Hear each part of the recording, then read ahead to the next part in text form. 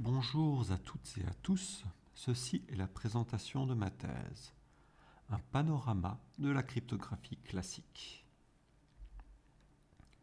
Qu'est-ce que la cryptographie? Elle est souvent présentée dans les films comme la casse de messages secrets. Par exemple, dans Imitation Game, Alan Turing avec Enigma. Ou dans Un homme d'exception, John Nash et les messages russes. Mais ce n'est pas tout à fait ça.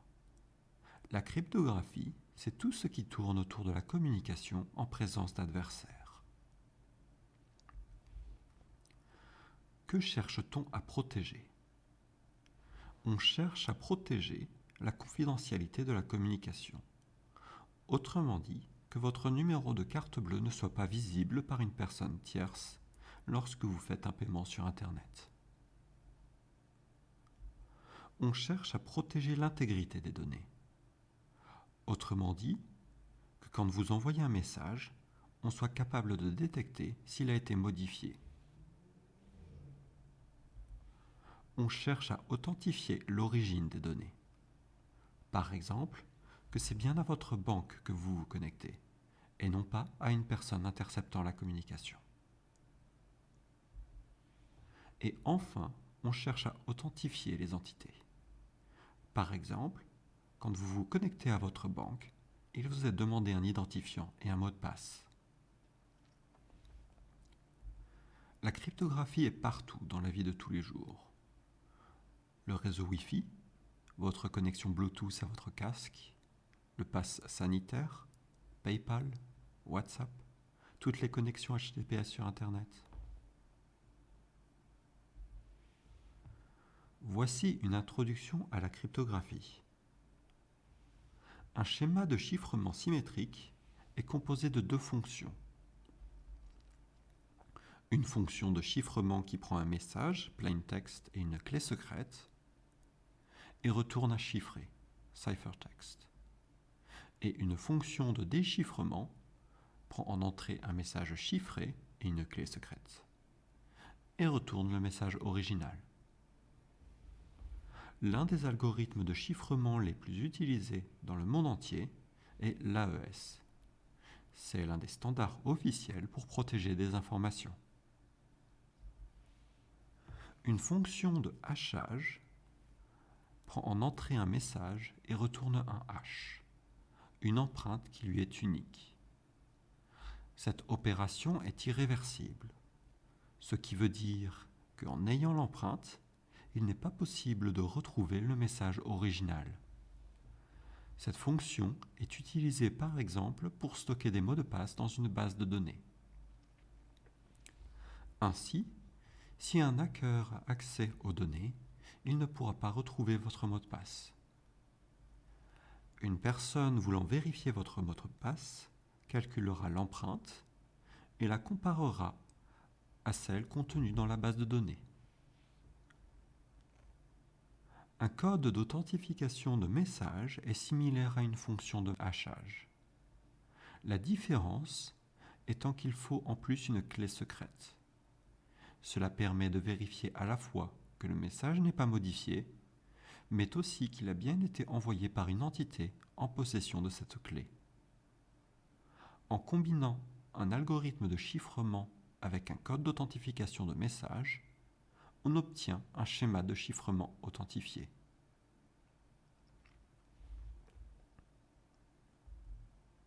Que contient ma thèse? C'est un panorama couvrant différentes parties de la cryptographie. Le design, l'implémentation, la casse ou la cryptanalyse, la vérification formelle d'une implémentation et la standardisation.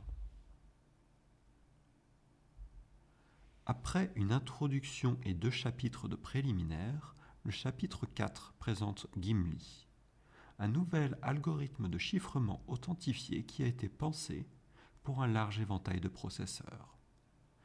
C'est-à-dire qu'il a été optimisé pour fonctionner sur un téléphone, sur un ordinateur, sur un serveur, sur un processeur dans une voiture, etc.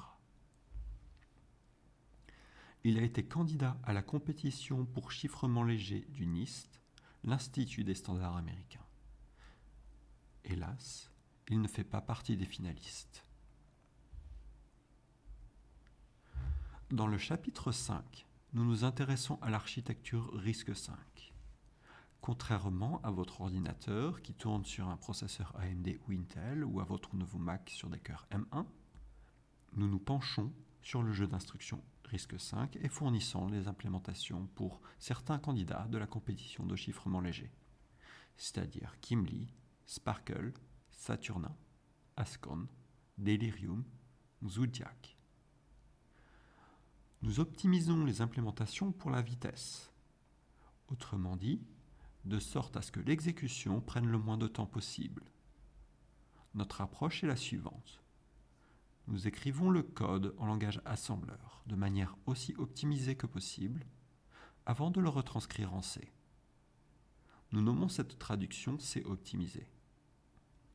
Le but est de tirer avantage des optimisations du compilateur que nous aurions pu manquer.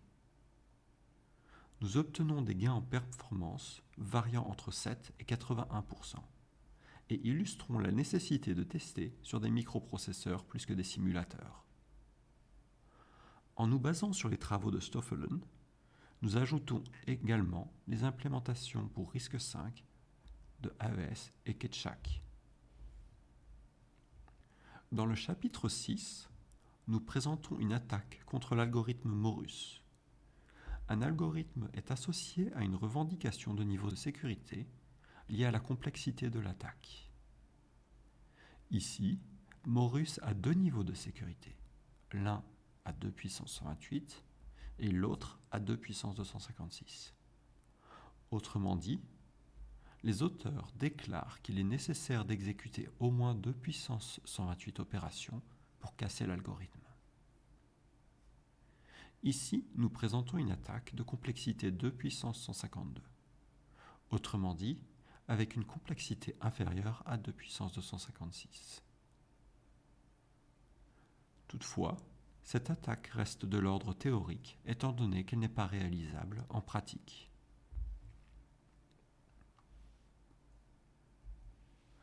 Dans le chapitre 7, nous fournissons la preuve formelle en coq d'une implémentation cryptographique. Nous nous penchons sur l'implémentation en langage C de la fonction x255-19 et nous vérifions qu'elle correspond à ces spécifications dans le standard RFC 7748. Nous vérifions également qu'elle exécute bien ses opérations mathématiques. Cette preuve est la première vérification complète partant d'une implémentation en C et allant jusqu'aux définitions mathématiques. Et enfin, dans les chapitres 8 et 9, nous présentons la fonction de hachage Kangaroo 12 et décrivons le processus de standardisation au sein du groupe CFRG. C'est très long.